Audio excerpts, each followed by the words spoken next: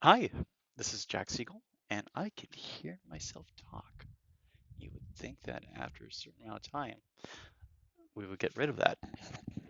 But I think we have the position of this just right to where we can still pick up my voice, which with a little bit of projection should come in clearly, and remove some of the sound from my breath. That's a random aside. I tried writing down the outline this time. So if you looked at the 18-minute and 47-second thing and you're like, I could use motivation, but the thing is that even a 20-minute clip seems intimidating sometimes. I like Steve Furtick, and so he went from his regular size sermons of about 1 hour or even 40 minutes, and then there's the snippets of where 18, 15 minutes, even 12 minutes still has a lot of content associated with it, and you can get something from it and be uplifted, inspired, but you also have a principle there from the Word of God to help you go forward.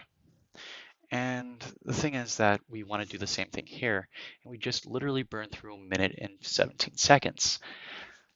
So that being said, my friend of mine that I just recently got back in touch with, he mentioned that he was doing something on SMART goals. And SMART goals are really cool. But the thing is that before we think about SMART goals, we want to think about vision and dreams and those things that inspire us, because what happens is those create our SMART goals. And the thing is, if these SMART goals are not compelling, they're not meaningful, they're not relevant, the R in SMART goals, it may not grab us for during those times when stuff hits the fan or we're just tired or we're zoning out. Why should I establish discipline? Because it will help me get to where I want to go in my life. Why is it that I want to run a mile in the morning before work and even when I'm tired? Because that will help me slim down and make me feel better about myself. Maybe it's not right that I have to think of myself as needing to meet a physical standard to feel good about myself, but sometimes it's just finding those things that mean something to ourselves and maybe finding a healthy approach to it. At least that sounded good. And I'm a little bit vain. I look a little bit, eh. And so I want to get down to about 180, 85, maybe 175. It just feels like just I used to be around that weight and looked really nice and muscular, but a lot lighter. And that sounds like something. And the thing is that it's not necessarily the most burning thing for me, but you want those things that will inspire you, that will make you go smile, that will just bring up that emotion in you, that when you look at it and you think about it and you bring it in your head, you're like, yes. And sometimes we need that because that's the breath of life. God's the breath of life. But then there's that inner sort of thing inside you that moves you.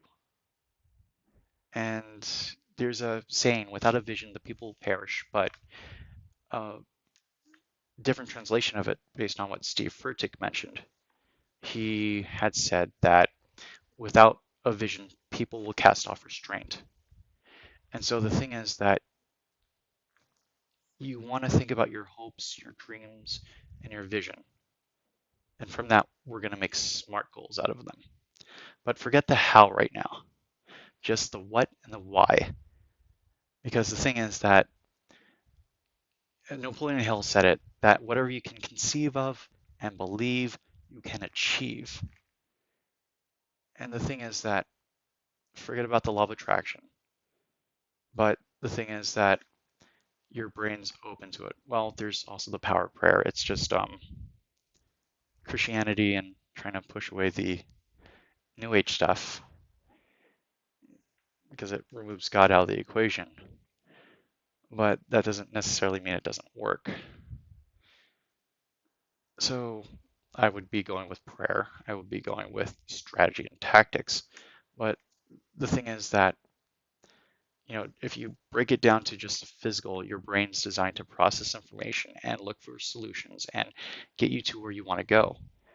So don't worry about the how, just the what and the why. And can you see it in your head and feel it?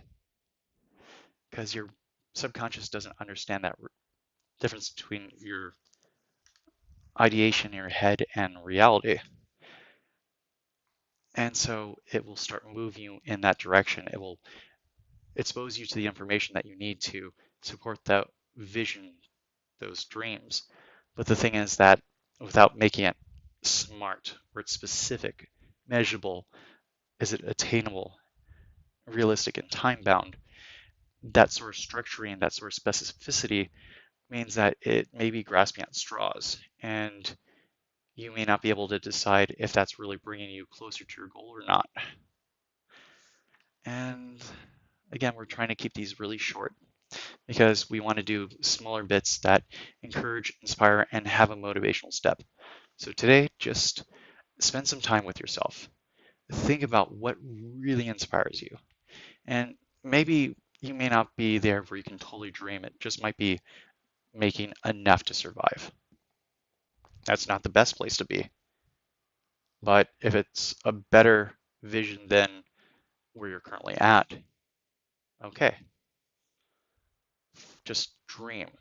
And the thing is that when it has enough motivating power to really move you when you're deep down in a depression or you're tired, then it will get you through anyhow to make that dream a reality.